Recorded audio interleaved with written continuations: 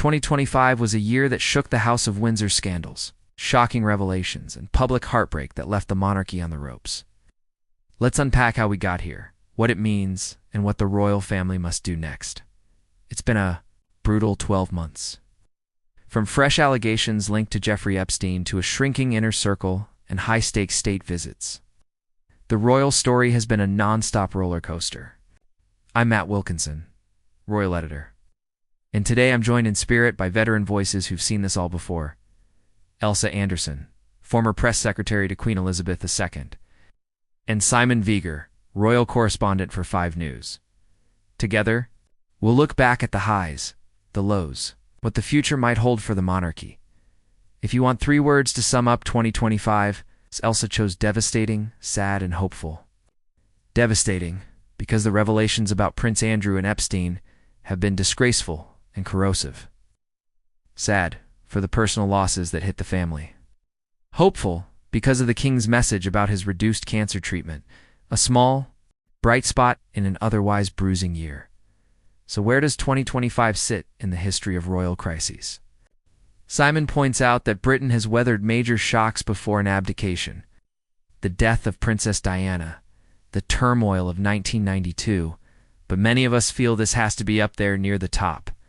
The Andrew story has lingered for 15 years then, exploded into a drip of damaging emails and 2 major books this year that revealed more about who knew what and when.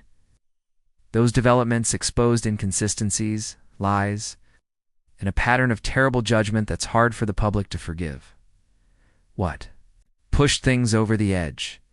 For many, it was the release of emails that showed Andrew kept in contact with Epstein long after he said he'd cut ties. The tone of those messages, casual, apologetic, even flippant, made it look like he minimized the seriousness of teammates. The situation, too many viewers, his demeanor during the Newsnight interview was the final straw, a blaze. Evasive performance that felt wildly out of step with the gravity of the allegations.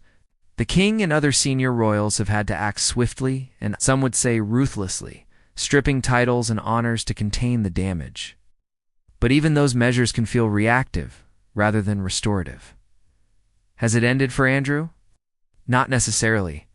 There's a feeling that this could continue to rumble into 2026. More photographs and testimonies may emerge, and questions remain about whether all relevant inquiries have been exhausted. Legally, Andrew has never been charged, and the FBI has not interviewed him yet. The reputational harm is enormous. Moving him from Royal Lodge to a quieter life at Sandringham might reduce his visibility, but it won't erase the headlines. Meanwhile, the fallout has forced the monarchy into defensive posture after a year where negative stories dominated the news cycle. The overarching question now is whether the king can rebuild public trust.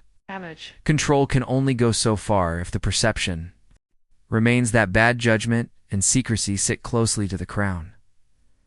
Another long-running flashpoint is Harry's security row. Since stepping back in 2020, Harry and Meghan have argued they need protection when they visit the UK because credible threats against them persist. Harry points to racist death threats and the violent atmosphere around public appearances as justification. The counter-argument from many in Britain is economic and moral. Why should taxpayers fund armed security for someone who chose to live abroad, now residing in a multi-million-dollar home in California?